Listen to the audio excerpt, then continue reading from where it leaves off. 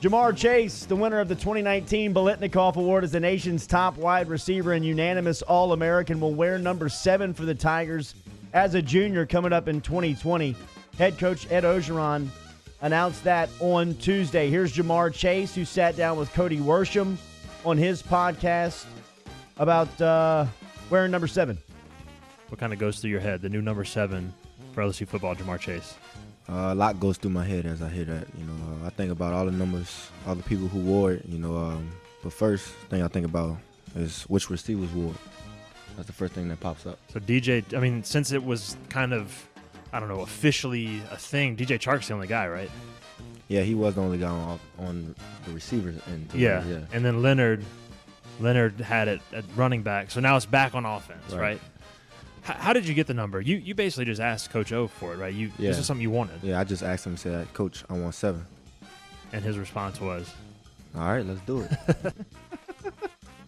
That's Cody Worsham and JaMarr Chase on the latest edition of Hey Fightin' Podcast. You can find it at lsusports.net or wherever you subscribe to your podcast. You good with JaMarr Chase? I'm good with whatever JaMarr Chase wants to do. That guy from Clemson, I can't remember his name anymore. It's supposed to be like a first-round pick. He had no chance in the Dome. No chance.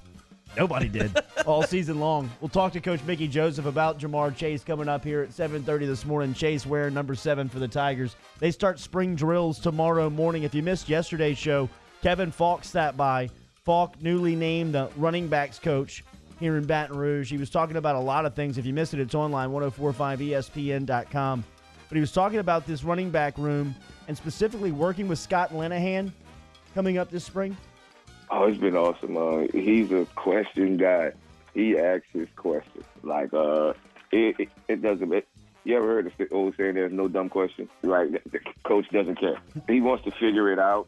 He wants to be on top of it. And that's just the many, many years that he's been coaching. He wants to understand what's going on, whenever the bullets are flowing. If you missed it, it's online, brought to you by Carriages of Baton Rouge. That was Kevin Faulk yesterday on OTB. LSU Baseball, the Tigers will take on UMass Lowell for a weekend series of the box starting tonight at 7 o'clock, Skip Burtman Field.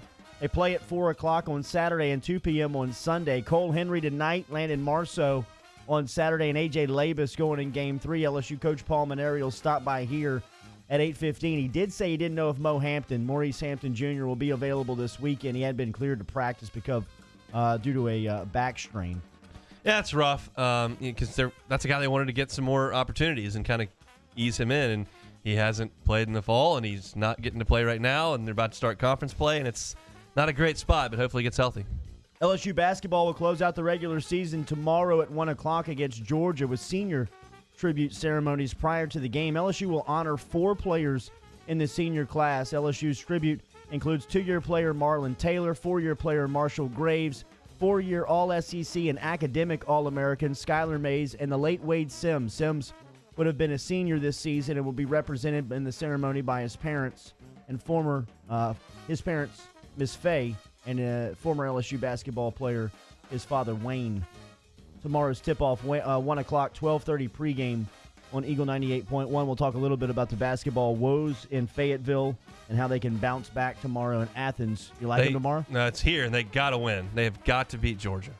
Anthony Edwards could be the number 1 pick in the draft. He's a problem. Yeah, he's an issue. LSU volleyball for the first time in the program's history. LSU beach volleyball will look to protect its number 1 ranking as the Tigers travel to TCU for the Fight at the Fort tournament on Friday and Saturday. That includes 2 of 4 matches against ranked teams. LSU will open on Friday against 2 ranked teams, number 17 Arizona and number 16 TCU. They get going at 8:30 this morning.